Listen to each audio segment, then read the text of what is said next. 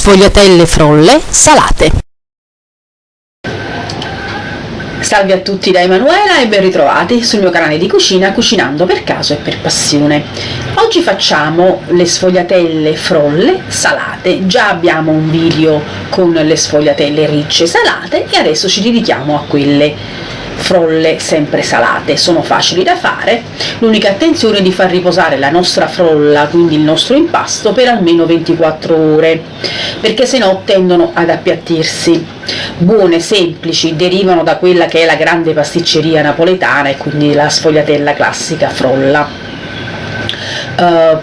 Vi rimando agli ingredienti e poi alla preparazione, non prima di dirvi però che faremo anche quelle dolci, quindi questi due impasti, sia quello della riccia che questo della frolla, io intendo le basi, quindi l'impasto principale per poi ricoprire la nostra farcia, sono identici, cambia chiaramente la farcia.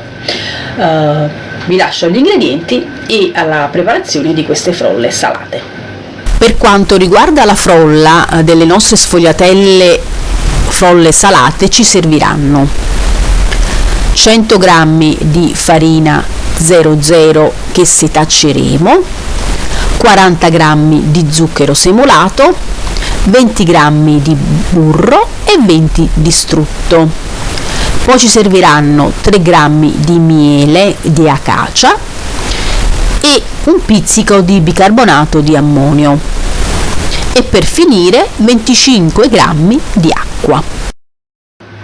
Per la farcia delle nostre sfogliatelle frolle salate ci servirà 100 g di ricotta vaccina, 2 cucchiai di pecorino grattugiato, un cucchiaio e mezzo di uova, 15-20 g di salame o napoletano o cacciatorino, scegliete voi, tagliato molto piccolo, sale e pepe. In più possiamo aggiungerci quello che vogliamo, dai pezzetti di scamorzina ai pezzetti di prosciutto cotto, scegliete voi. Io la faccio semplice, così come l'ho mangiata, poi si può arricchire come si vuole. Ci servirà anche del tuorlo con un goccio di latte per spennellare le nostre sfogliatelle. Per facilitare il nostro lavoro io la frolla la faccio ad esempio nel mio robot.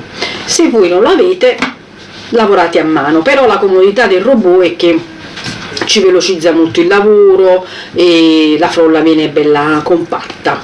Allora io incomincio a mettere il burro e lo strutto, poi ci mettiamo lo zucchero,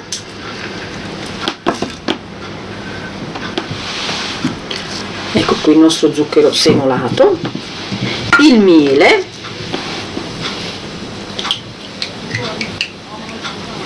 e poi ci mettiamo anche il nostro pizzichino di ammonio. Ricordate il lievito che di solito usiamo anche per i biscottini, per fare i roccocò napoletani, insomma quello ce lo uniamo anche qui e incominciamo a far partire la nostra macchina e a rendere il tutto omogeneo.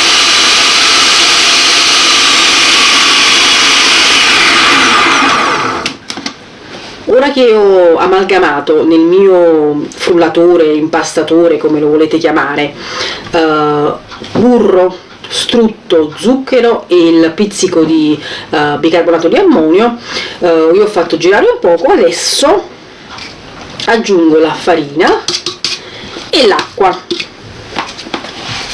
e finiamo di comporre la nostra frolla per fare le nostre. Ecco qui, ora che è diventato una palla, io adesso prendo il mio composto, me lo metto sul tavolo e lo lavoro un poco. Alla fine vi risulterà un impasto molto morbido. Io l'ho giusto assemblato in poco tempo e senza mettere farina, e adesso facciamo riposare il nostro impasto per 24 ore in frigorifero. E passate le 24 ore poi lo uniremo e formeremo le nostre sfogliatelle. Quindi adesso riposo di 24 ore in frigorifero.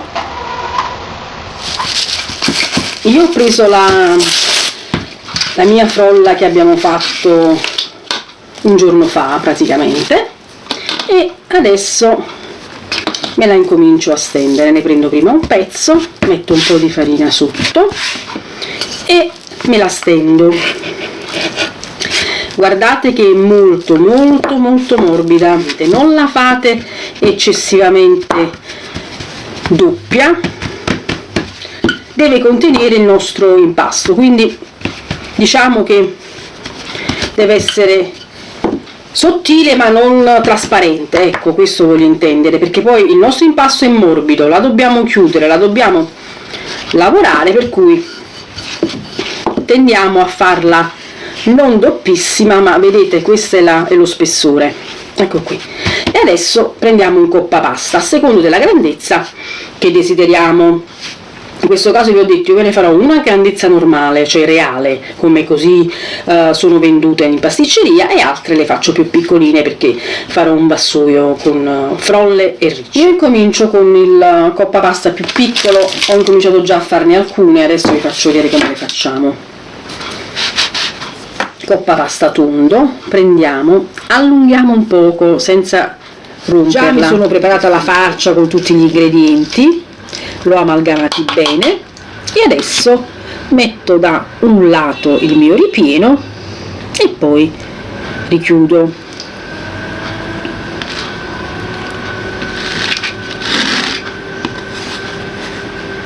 In questo modo.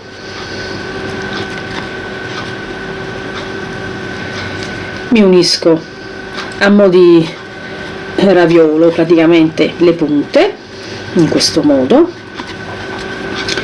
e lo schiaccio un po', ed è pronta la mia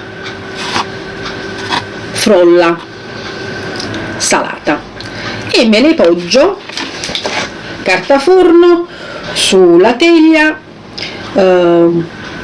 tutte quante così ben distanziate, perché queste tendono a crescere un poco. Ora ci facciamo la grandezza di quelle che si vendono comunemente.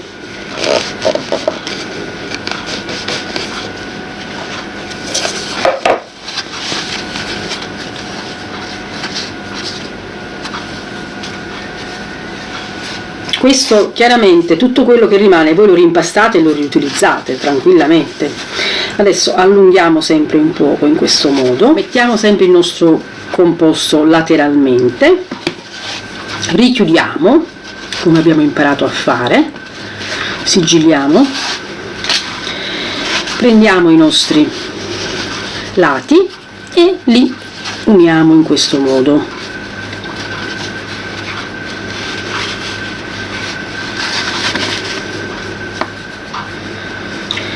E questa è la grandezza della sfogliatella che normalmente viene utilizzata. Vi dirò esattamente quanto è il coppa pasta dopo.